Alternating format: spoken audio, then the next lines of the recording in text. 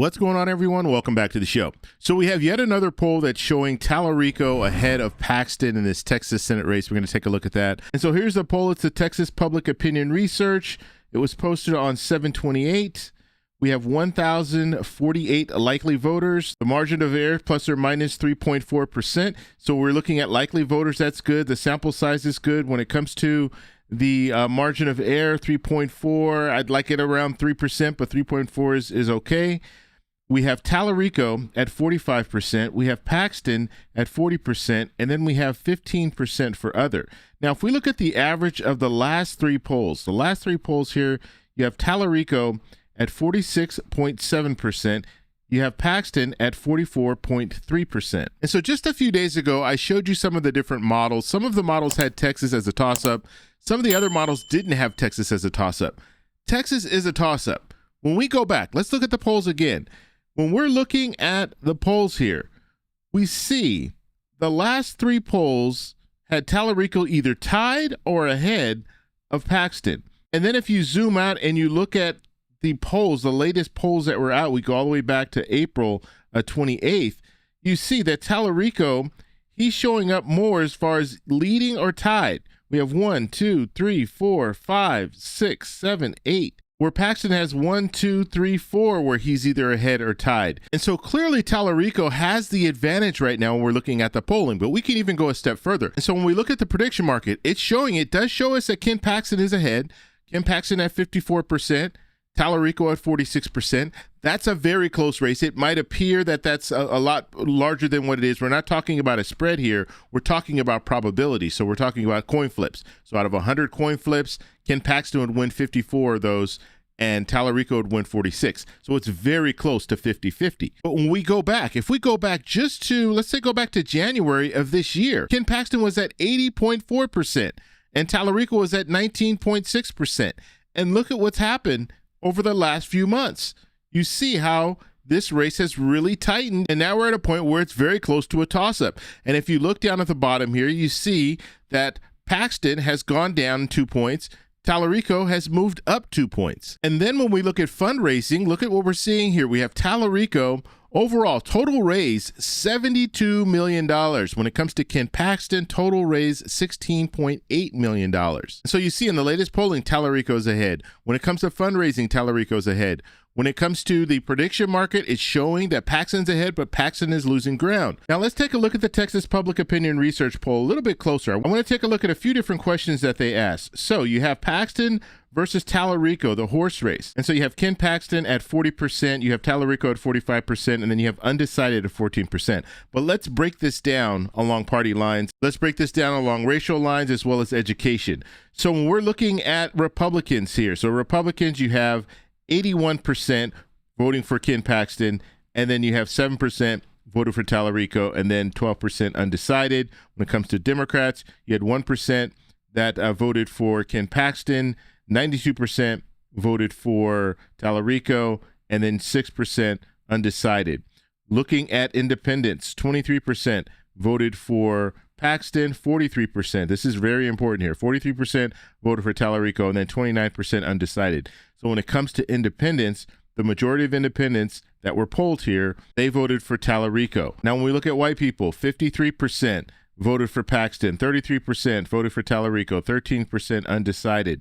Black voters, we have 8% voted for Paxton, 71% voted for Talarico, 17% voted undecided. Latinos, 20% voted for Paxton, 66% voted for Talarico. This is another important demographic in the south of Texas. And then 14% undecided. When it comes to non-college grads, we have 36% voted for Paxton, 45% voted for Talarico, 17% voted undecided, and then college grads, we have 44% voted for Paxton, 45% voted for Talarico, and then 10% voted undecided. Now, what's interesting about this, usually college grads, when it comes to college grads, Democrats tend to do a little bit better in that demographic.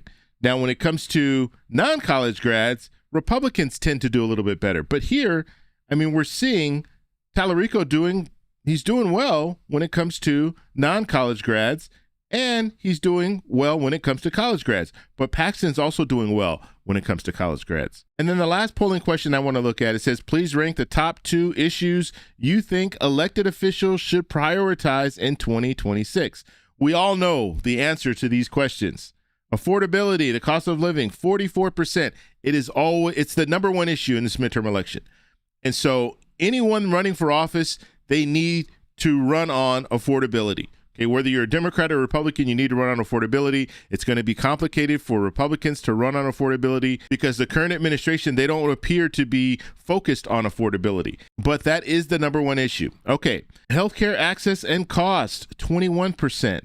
Social Security and Medicare, 21%. Economic growth and job creation, 20%.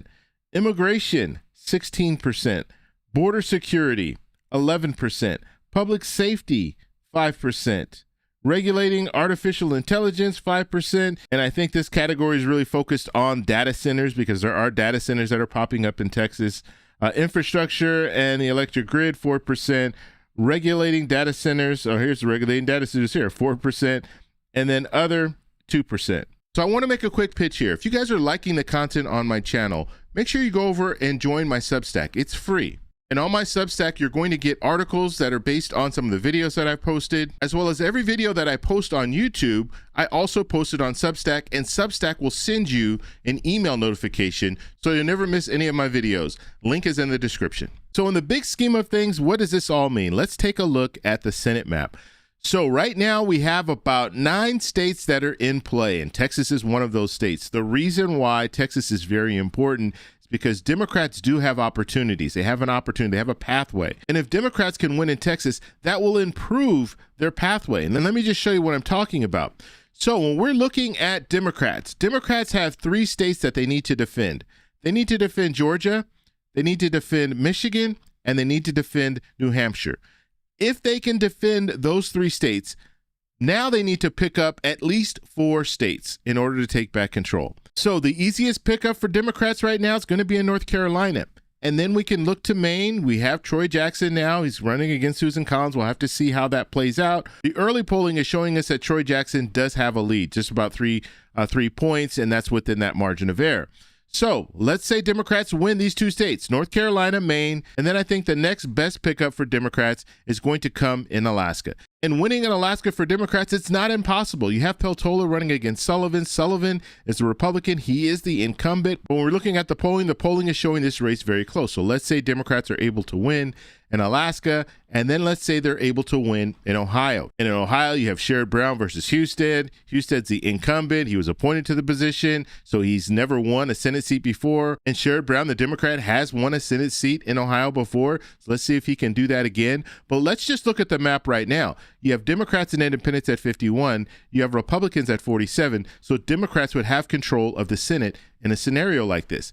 Now, where Texas comes in is Texas will allow Democrats to get either up to 52, or it could help Democrats if they're not able to win one of these states that I was talking about. So if Democrats were able to pull off Texas, as I stated, Democrats and independents would be at 52. If it was the same map here, Democrats and independents at 52, Republicans at 47. Now, if Democrats, let's say they slip up and they're not able to win in Alaska, they still have 51. They'll still have control of the Senate. And so all eyes are on Texas because Democrats now see that they could potentially win in Texas. And you see the fundraising is showing that there's energy behind Talarico. You see the latest polls showing that Talarico's ahead. And I did want to mention, because I don't think I mentioned it earlier, that 45 to 40%, that is within that margin of error. So it's not outside the margin of error, no clear leader.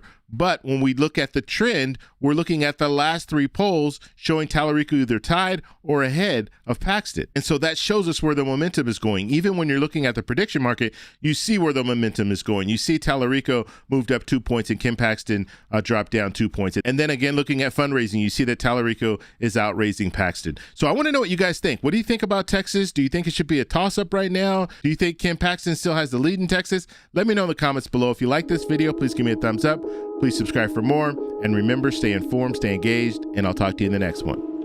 Bye. So that's all we have for this video. Make sure if you guys want to send me an email, you can do that, david@thetecshow.com. Like the video, subscribe for more, and check out these videos over here for some more great content. Talk to you later. Bye.